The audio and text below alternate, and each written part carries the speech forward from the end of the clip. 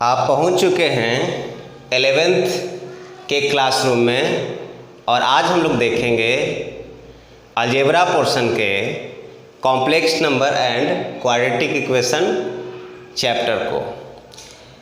आप अगर नया हैं इस चैनल पे तो पहले सब्सक्राइब कर लीजिए। आप किसी भी बोर्ड के स्टूडेंट हो 11th क्लास का, सभी के लिए ये सूटेबल है। तो बिना समय गंवाए चले अपने काम की ओर। सबसे पहले आप देखेंगे क्या क्या स्टडी करना है क्लास 11th में। चलिए मैं यहाँ साइड में लिखता हूँ। आपको टॉपिक्स मिलेगा complex number and quadratic equation में। फर्स्ट आप जानिएगा इमेजिनरी नंबर।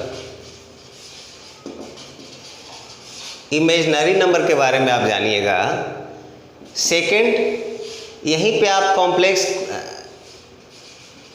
इमेजिनरी नंबर के बाद आप क्वाड्रेटिक इक्वेशन का कुछ क्वेश्चन सॉल्व कीजिएगा। यहाँ पे क्वाड्रेटिक इक्वेशन डिटेल आपको नहीं स्टडी करना है, बस आपने जो 10th स्टैंडर्ड में स्टडी किया है, डिटर्मिनेंट जब फाइंड आपने किया है तो वहाँ पे d<0 आ जाता था, तो वहाँ आप इसे बोले कि zeros are not possible because roots are imaginary. Then वही क्वेश्चन को यहाँ पे सॉल्व करना है। विशेष डिटेल्स आपको क्वाड्रेटिक इक्वेशन में नहीं जाना है। थर्ड आप जानिएगा कॉम्प्लेक्स नंबर के बारे में जानिएगा, जैसे डिफरेंशन जानिएगा, ऑपरेशन जानिएगा। फिर इसी में आप कॉम्प्लेक्स नंबर का मॉडुलस फाइंड कीजिएगा कि किसी कॉम्प्लेक्स नंबर का मॉडुलस हम कैसे फाइंड करते हैं। आप नेक्स्ट देखिएगा कंजुगेट इसे कैसे फाइंड करते हैं। कोई अगर एक कॉम्प्लेक्स नंबर दिया है तो उसका कंजुगेट क्या होता है, और इसके बाद आप देखिएगा आर्गुमेंट क्या होता है किसी कॉम्प्लेक्स नंबर का, या एम्पलीट्यूड किसे कहते हैं। फिर इसके बाद आप देखिएगा अनदर फॉर्म देखिएगा। यहाँ पे कॉम्प्लेक्स नंबर में डिफिनेशन में मैं आपको अलजेब्रिक फॉर्म बताऊंगा। एक फॉर्म होगा, एक रूप होगा, उसी रूप को आप देखिएगा। लेकिन यहाँ पे एक और रूप देखिएगा जिसको हम लोग पोलर फॉर्म कहेंगे, यानी किसी कॉम्प्लेक्स नंबर का पोलर फॉर्म क्या होगा, या इसका एक और नाम आप जानिएगा ट्रिग्नोमेट्रिक फॉर्म भी। ट्रिग्नोमेट्रिक फॉर्म भी इसका एक नाम जानिएगा। इसके बाद आप जानिएगा कि स्क्वायर रूट कैसे फाइंड करेंगे कॉम्प्लेक्स नंबर का। किसी कॉम्प्लेक्स नंबर का स्क्वायर रूट हम कैसे निकालेंगे। और लास्टली आप जानिएगा कि क्यूब रूट कैसे निकालेंगे, किसका, कॉम्प्लेक्स नंबर का। चूँकि ये चैप्टर कॉम्प्लेक्स नंबर है तो आप ये सारे काम कॉम्प्लेक्स नंबर का ही करेंगे। मॉडुलस कॉम्प्लेक्स नंबर का फाइंड कीजिएगा, कंजुगेट कॉम्प्लेक्स नंबर का फाइंड कीजिएगा, सारे चीज़ कॉम्प्लेक्स नंबर का फाइंड कीजिएगा। इसलिए क्यू रूट भी कॉम्प्लेक्स नंबर का फाइंड कीजिएगा। तो आपको सबसे पहले बेसिक कॉन्सेप्ट हम लेके चलेंगे इस टॉपिक का, और उस बेसिक कॉन्सेप्ट में आपको अगले टॉपिक इमेजिनरी नंबर पे आ जाएंगे। तो चला जाए, स्टार्ट किया जाए। Basic concepts. सबसे पहले जब आप नंबर सिस्टम स्टडी करते हो, फर्स्ट पॉइंट, आप नंबर सिस्टम जब स्टडी करते हो तो इस नंबर सिस्टम में दो तरह का नंबर आपको देखने के लिए मिलता है। First is real number and second imaginary number. Imaginary number. Real number is also divided into two types. First, rational, and second, irrational. यानी rational number and irrational number, and rational number is also divided into two types. First, integer, and second, fraction. Integer is also divided into three types. First is positive integer, zero, आप zero के बारे में जानते हैं, ये zero and negative integer, this is a number system series. आप यहाँ पे रियल नंबर के बारे में नहीं स्टडी करने जा रहे हो, इमेजिनरी नंबर के बारे में स्टडी करने जा रहे हो, और इमेजिनरी नंबर से ही जुड़ा हुआ आपको कॉम्प्लेक्स नंबर मिलेगा, और क्वाड्रेटिक नंबर के क्वेश्चंस आपको यही इमेजिनरी नंबर से जुड़ा हुआ मिलेगा। आगे देखिएगा कैसे होता है। हम लोग यहाँ पे रियल नंबर के बारे में विशेष जिक्र नहीं करेंगे। क्यों नहीं करेंगे? क्योंकि यहाँ पे हमारा ये टॉपिक नहीं है। हम इसको नेक्स्ट टॉपिक में फिर बात करेंगे। जब हम आपको फंक्शन पढ़ाएंगे कैलकुलस में, तो उस फंक्शंस में ये सारे रियल नंबर का ग्राफिकल व्यू भी देखेंगे, और साथ ही साथ जो कैलकुलस में 5 टाइप के फंक्शंस नज़र आते हैं, एल्जेब्रिक फंक्शन, तो ये सारे एल्जेब्रिक फंक्शन में हो जाएगा। सेकेंड आप ट्रिग्नोमेट्रिकल फंक्शन देखिएगा, जो 11th स्टैंडर्ड में ट्रिग्नोमेट्री डीपली पढ़ना है। थर्ड आप इन्वर्स ट्रिग्नोमेट्रिकल फंक्शन देखिएगा, फिर एक्सपोनेंशियल देखिएगा, फिर लॉगरिथमिक फंक्शन देखिएगा। तो उसी के साथ हम इसको रियल नंबर सिस्टम को पूरे ग्राफिकल व्यू में भी आपको बताएंगे। फिलहाल मैं आपको इमेजिनरी नंबर की ओर लेके चलता हूं, और फर्स्ट टॉपिक आपका इमेजिनरी नंबर ही है। तो आते हैं इमेजिनरी नंबर पर। इमेजिनरी नंबर को समझने से पहले हम स्क्वायर रूट के कॉन्सेप्ट को समझते हैं, क्योंकि इमेजिनरी नंबर स्क्वायर रूट के कॉन्सेप्ट से ही शुरू होता है। आपको ये पता है, this is the symbol of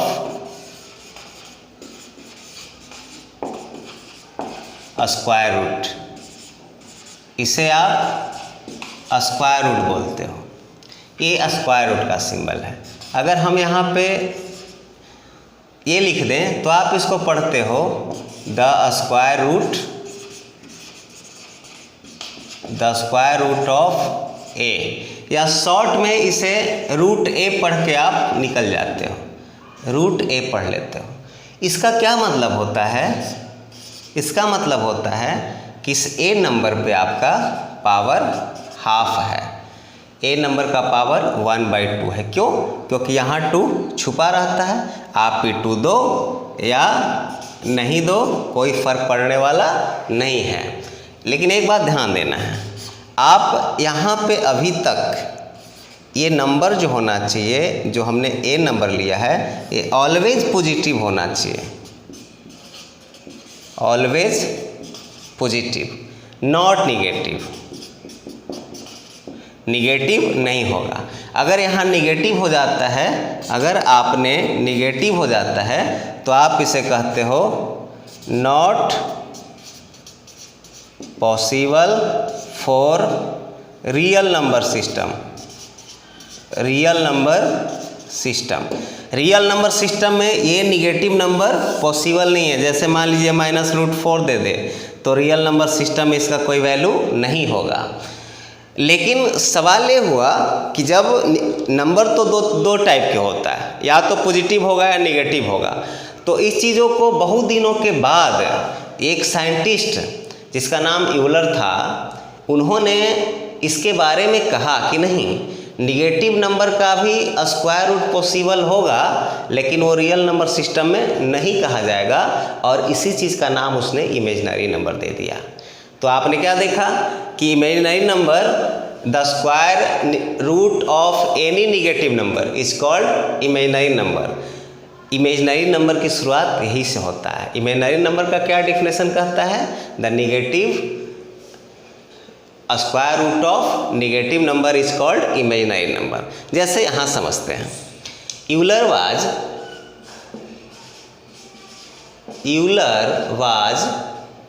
a great mathematician,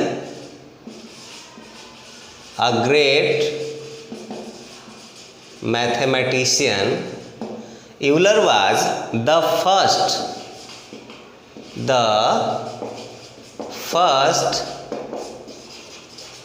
introducer of English का स्मॉल लेटर आई, बट इसे पढ़ेंगे iota. Euler was the first introducer of iota for, किसके लिए? √-1 के लिए। यानी उसने √-1 का मतलब आइटा कहा। जैसे अगर इसको हम मैथमेटिकली देखें तो यूलर ने क्या कहा कि √-1 इज इक्वल टू, इसे आइटा कहा। This is a complex number, sorry this is a imaginary number. तो आप इमेजिनरी नंबर का क्या डिफिनेशन देखें, इमेजिनरी नंबर आप किसको बोलिएगा, the square root of any negative number is called imaginary number. आप समझ रहे होंगे। चलिए इसको और डिटेल्स जानते हैं कि होता क्या है वो।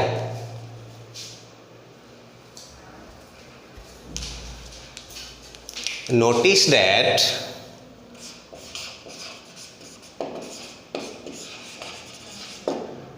आपने भी देखा √-1 का मतलब आइटा। तो आप बताइए iota square is equal to -1। इसे भी आप याद रखिए। एक चीज़ आप इसे ध्यान रखिएगा कि अगर यहाँ पे पावर आइटा इवन, यानी आइटा का पावर कोई इवन नंबर है, जैसे कि मान लीजिए हम मैथ के फॉर्म में लिखते हैं 2n, तो आप क्या कीजिए आइटा स्क्वायर कर लीजिए और बाकी जो बचता है इसका पावर कर लीजिए, और फिर इसका वैल्यू आपको ऑलरेडी पता है -1 का पावर n। और यहाँ जो भी होता है, जैसे कि आपको पता है कि किसी भी निगेटिव नंबर का पावर अगर इवन नंबर आता है तो ये पॉजिटिव हो जाता है, और जब इसका पावर अगर ऑड नंबर आता है तो ये निगेटिव ही रहता है। तो उसके अनुसार इसका वैल्यू आप लिख दोगे। अगर आइटा का पावर ऑड नंबर रहे, that means it is the form of 2n + 1 के फॉर्म में रहे, तो आप इसे क्या कीजिए, आप इसको इवन बना लीजिए और इसको एक पावर निकाल लीजिए आइटा का, और फिर आपको जैसे ऊपर किए हैं इसको उस तरह से आप इसे आसानी से सोल्व कर लीजिए और फिर इसका वैल्यू आपको मिल जाएगा। ओके, तो हम देख रहे हैं कि iota square is equal to -1 होता है। अगर आपसे पूछा जाए कि आइटा क्यूब का क्या वैल्यू होगा, आइटा 4 का क्या वैल्यू होगा, आइटा 5 कितना होगा, आइटा 6 क्या होगा, आइटा 7 क्या होगा, सो ऑन। कितना भी पावर रहे आप कैसे निकालिएगा। आइटा क्यूब है तो हमने बोला कि ये ऑड नंबर है, तो जब ऑड नंबर है तो एक बाहर निकाल लेंगे, 3 में से एक बाहर निकाल लिए तो आपको 2 बच गया, इवन मिल गया। और जब इवन मिल गया तो आपको आइटा स्क्वायर का वैल्यू पता है -1, और यहाँ पे -1 into iota that means minus iota, तो आइटा क्यू का वैल्यू माइनस आइटा हो गया। आइटा 4 ये आपका ऑलरेडी इवन है तो आपको इसके अनुसार करना है, यानी आइटा स्क्वायर का होल स्क्वायर हम कर देंगे, आइटा स्क्वायर के प्लेस पे -1 का स्क्वायर डैट मीन्स 1, आंसर हो गया आपका। आइटा 5 ऑड नंबर, आप इसमें से एक बाहर निकाल लीजिए, ये इवन बन गया। जब ये इवन बन गया तब फिर जैसे इवन का ब्रेक करते हैं उस तरह से आप कर दीजिए, यानी -1 square into iota that means iota, answer. Simple है, कुछ नहीं करना है, बस आपको एक ही चीज़ याद रखना है, iota square is equal to -1। देखिए इसको भी देख लेते हैं। आइटा 6 है, इसको 2 से डिवाइड करेंगे, कितना आ जाएगा, इस तरह से आएगा। आप आइटा स्क्वायर का मतलब -1 रखिए, इसका पावर क्यू, इसका वैल्यू आपको -1 आ जाएगा। सेम यहीं पे है, आइटा 7 है, ये ऑड है, एक बाहर निकाल लिए तो यहाँ 6 हो जाएगा, 6 + 1 7, और फिर जब ये आ गया इवन नंबर तो इसका आप आसानी से इस तरह से ब्रैकेट कर लीजिए और फिर आपका आंसर ऑलरेडी आपके हाथ में आ जाएगा। इसी तरह से आपको सोल्व करना है। चलिए हम लोग एक क्वेश्चन देखते हैं। जैसे आपको एक एग्जांपल दें और बोल दिया जाए कि प्रूफ कीजिए, proof that 1 plus iota N, sorry 1 नहीं दीजिए, iota N plus iota N plus 1 plus iota N plus 2 आप plus iota N plus 3 is equal to 0। आप इसे प्रूफ कीजिए, इसको 0 लाइए, यानी LHS ले लीजिए।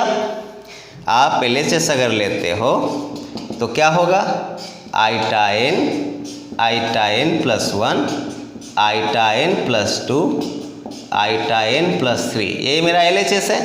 यहाँ से आइटा एन तो मेरा ये हो गया, इसको आप कैसे कीजिएगा, आइटा एन इंटू आइटा 1, इसको आप क्या कीजिएगा, iota N into iota square, फिर इसको आप क्या कीजिएगा, iota N into iota N का पावर क्यूब। क्या फार्मूला होता है, आप जानते हो कि किसी भी नंबर का पावर m प्लस n है तो आप इसे am इंटू ए एन लिख सकते हैं, ये दोनों मल्टीप्लाई में आ जाएगा।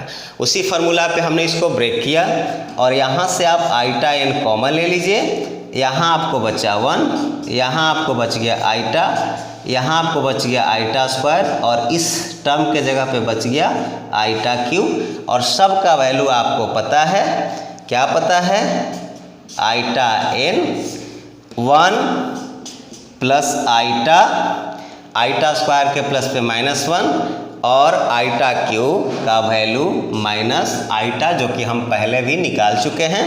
इससे ये कैंसिल हो गया, इससे ये कैंसिल हो गया, आपका रिजल्ट आ गया iota n into 0, that mean 0, ये आपका RHS हो गया। तो आपको कुछ याद नहीं रखना है, बस एक ही चीज़ याद रखना है, इस चीज़ को याद रखना है या यही चीज़ को याद रखना, यही 2 चीज़ याद रखिए और यही 2 चीज़ों से आपको सोल्व होते चलेगा।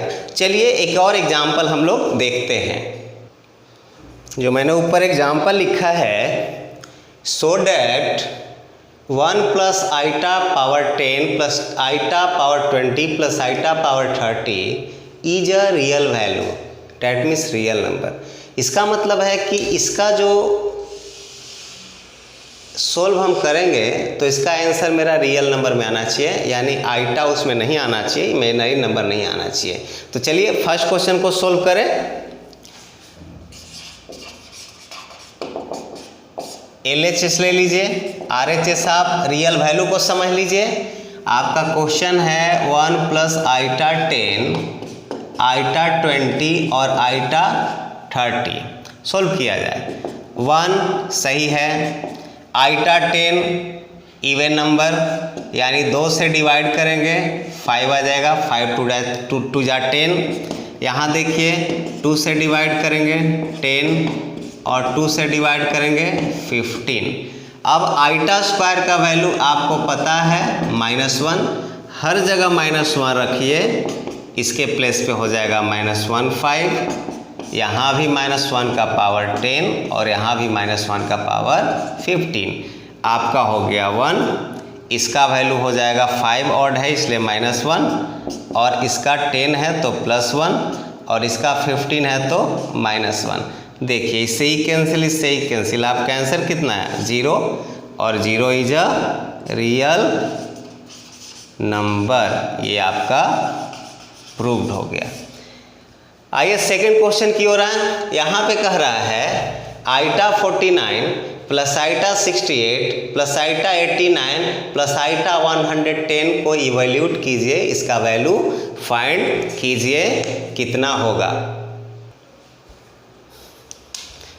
अब इस क्वेश्चन को इवैल्यूट करते हैं, सोल्व करेंगे तो मुझे मिलेगा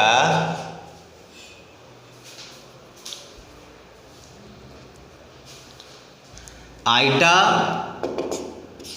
49 plus iota 68 plus iota 89 plus iota 110। चले वैल्यू फाइंड करें। आइटा ये ऑड पावर है, इवन बना लिया, ये इवन है नो प्रॉब्लम, 34 टू जा 68, ये ऑड है 88 एक बाहर निकाल लिया, ये भी आपका इवन है नो प्रॉब्लम, 55 आ गया।